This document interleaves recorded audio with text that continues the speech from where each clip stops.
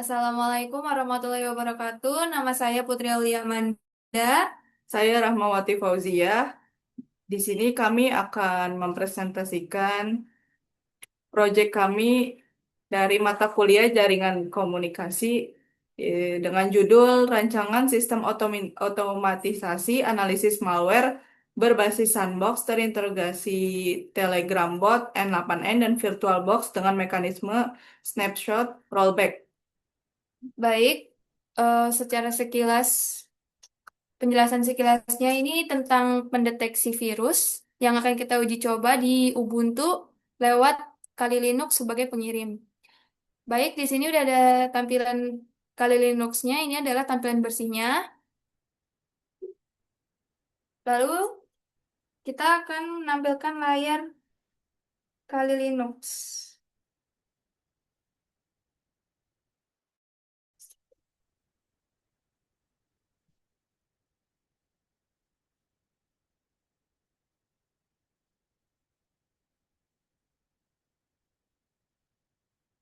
Oke, di sini kita akan berperan sebagai penyerang yang sudah mengetahui IP dan juga password dari korban.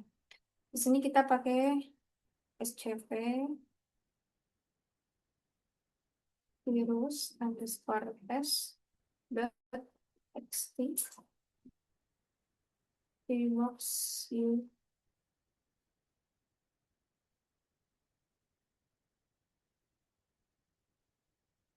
virus user.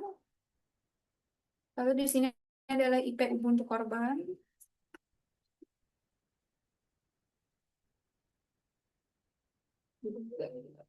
Di sini kita akan mengirim filenya itu di folder downloads.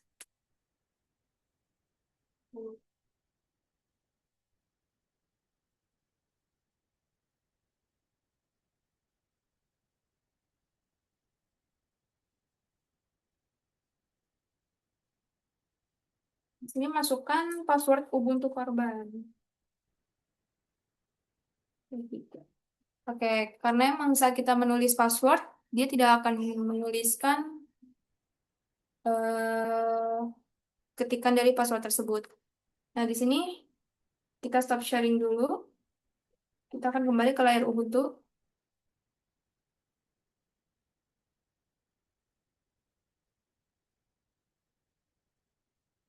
Nah, saat kita menekan Enter setelah kita menulis password, maka akan muncul trigger.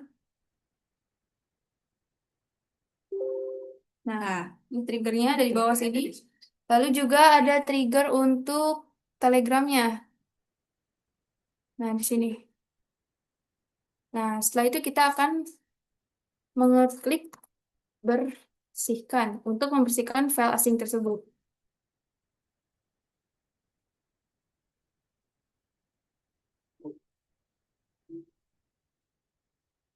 Nah, file berhasil dibersihkan. Kenapa di sini kita tidak melakukan otomatisasi langsung file dibersihkan? Karena agar user tahu dan lebih aware terhadap penyerangan dan juga bisa membantu untuk melacak dari penyerang tersebut. Lalu sisanya saya kembalikan kepada teman saya.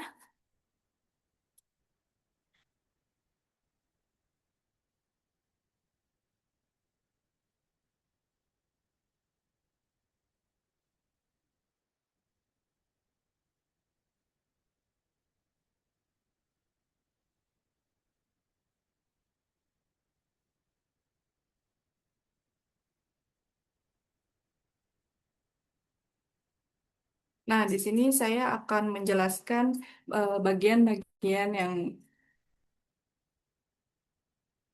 struktur dari workflow dari N8N yang kami gunakan. Yang pertama itu ada webhook node yang fungsinya itu sebagai pintu masuk atau pemicu trigger otomatis ketika ada laporan masuk. Lalu yang kedua itu ada HTTP request. Ini berfungsi untuk meneruskan data laporan tersebut ke pihak eksternal yang dalam kasus ini diintegrasikan dengan Telegram bot API sebagai media notifikasi yang real time. Nah, lalu di sini di webhook ini akan memunculkan bagian eh, dengan HTTP metodenya itu dengan post lalu nama petnya itu detect malware. Nah, selain itu terdapat nama file yang bermasalah yaitu file nama tes terakhir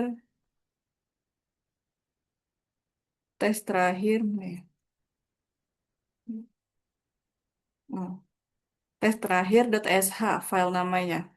Ini dan data inilah yang nanti akan dikirimkan sebagai lansiran keamanan.